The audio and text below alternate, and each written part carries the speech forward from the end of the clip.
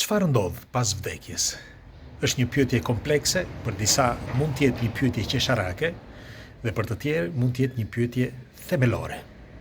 Ndiqeni me vëmendje sepse do t'ju bëj që të ndryshoni mendimin për sa i përket jetës pas vdekjes ose vdekjes së njeriut. Kush është rastisht e t'i bëj like faqe si jemi sërish, faleminderit që jemi për bashkë. I bërë një intervistë një nga njerëzve më të zgjuar të planetit. Chris Lagan.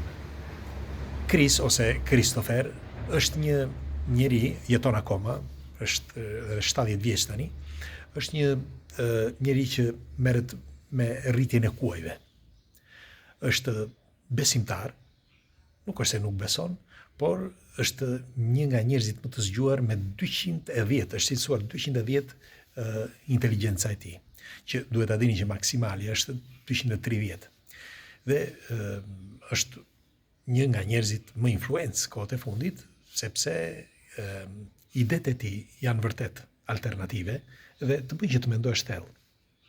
Tani, jo sepse e tha Chris dhe ne duhet ta bëjmë sikur kjo është e vërtet. Jo, por le ta diskutojmë. Shiko, njeriu që nga kohrat e lashta mundohet që t'jap një përgjigje kësaj dileme. Çfarë ndodh me njeriun? Pse njeriu ka ardhur në këtë planet? Pse jeton kaq pak? Dhe sepse jetojmë pak, ne po ta marrim gjithë ecurinë e njeriut, duke filluar që nga lindja, ne deri në moshën 8 apo 9 vjeç nuk kuptojmë, sepse fëmia çfarë do kuptoj? Ai mëson jetën. Kurse nga mosha 8 deri në 15 apo 16 vjeç fillon dhe luan, mëson me shokët, mëson jetën, por ai do që të si ata mëzat e rinj, ose ato pelat e reja, ose kafshët e reja që duan të argëtohen. E njëjta gjë ndodh edhe me njeriu. Dhe kështu që prap nuk kupton deri në moshën 17-18 vjeç. Nga mosha 17-18 vjeç fillon dhe mëson. Studion, shkon në shkollë, në universitet, pastaj më vonë dhe prap nuk e ka konceptin e jetës.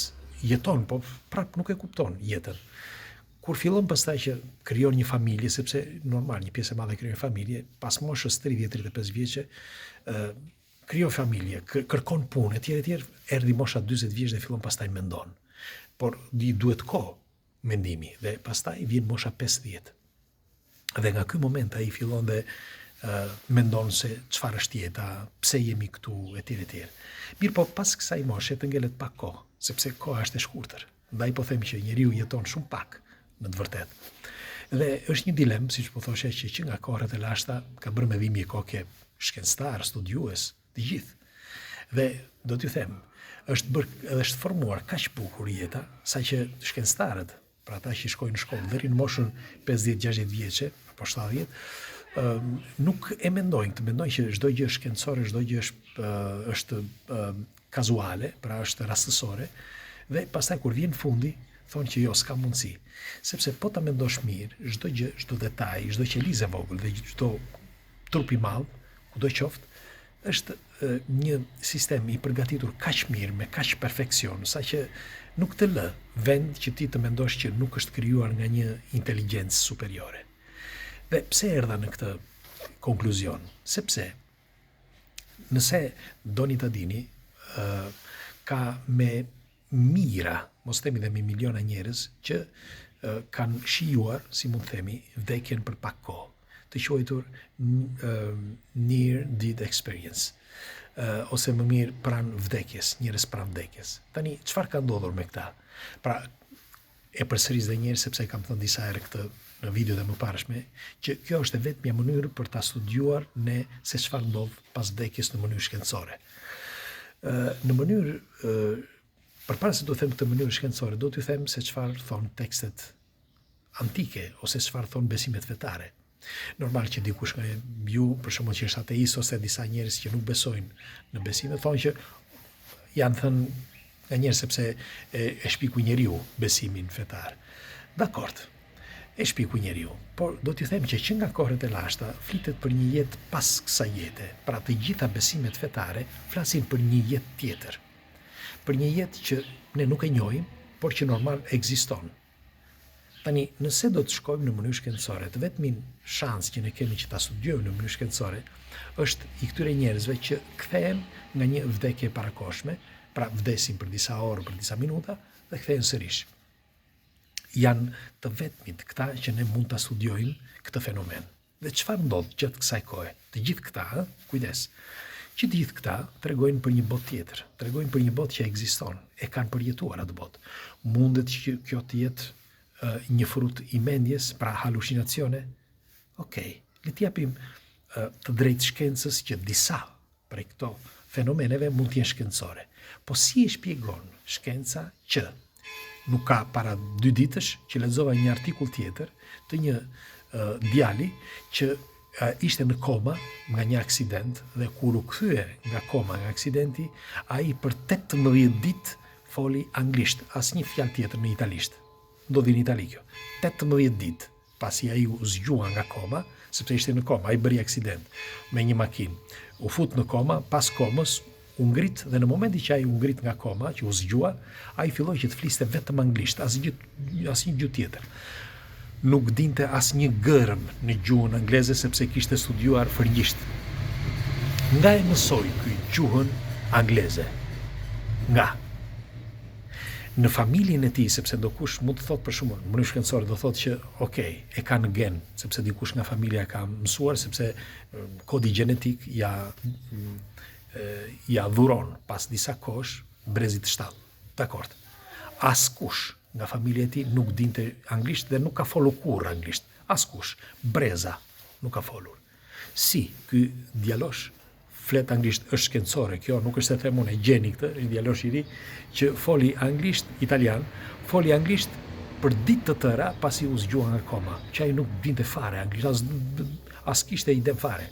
Dhe çudia është që pasi mori veten dal nga dal, ai filloi të fliste normalisht si fliste gjithmonë.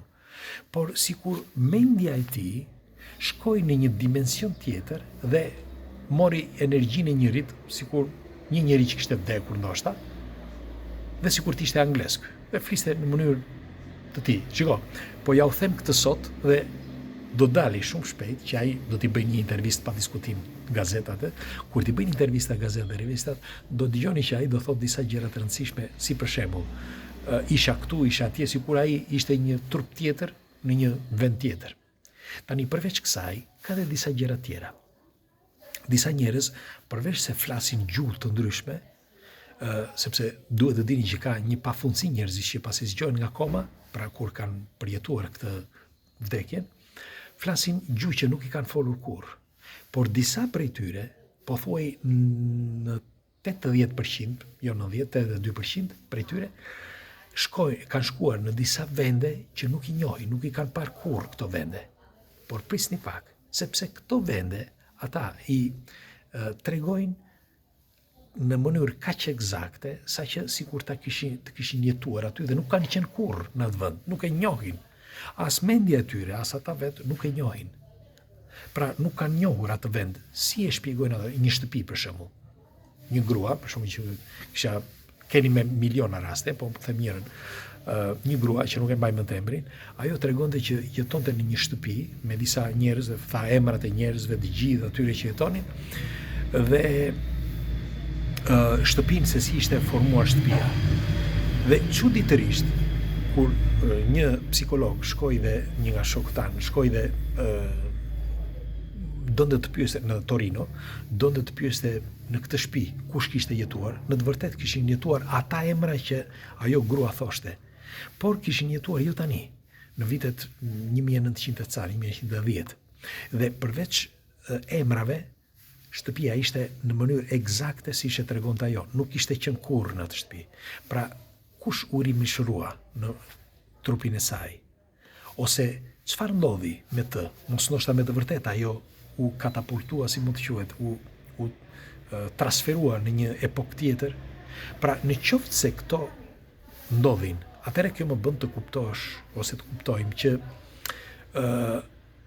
ne nuk kemi kuptuar asgjë nga jeta në të parë, por që ka dhe një jetë tjetër pas kësaj jete. Padyshim që ka një jetë tjetër, sepse, do t'ju them, mendja e njeriut konservon informacionet. Pra, memoria e njeriut, për mendimin tim, gjendet në impulset, energjie. Shiko, dikush kanë do thotë se nuk rrethej gjë tjetër sepse e dim që janë neuronet ato që mbajnë memorien. Po, por nuk janë, me fjalë memoria, nuk gjendet brenda trurit në mënyrë të lëngshme.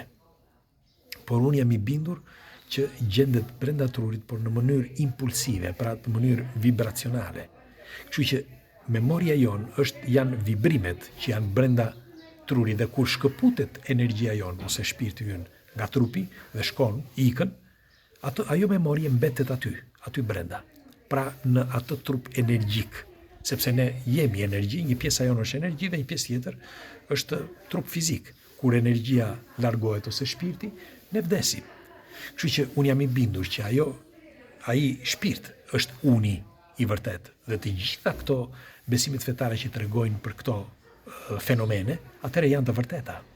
Kështu që unë do dëshiroja një komentin tuaj, do dëshiroja të më sugjeroni në një tekst, ose në një libër, ose fakte që ju ka ndodhur juve në familje, apo njerëz që njihni me near death experience, ose njerëz që kanë përjetuar vdekjen, ose çfarë mendimi keni ju në përgjithësi për këtë argument. Pra ka një tjetër jetë pas vdekjes, pres komentet tuaja. Ju përqafoj, një ditë këndshme.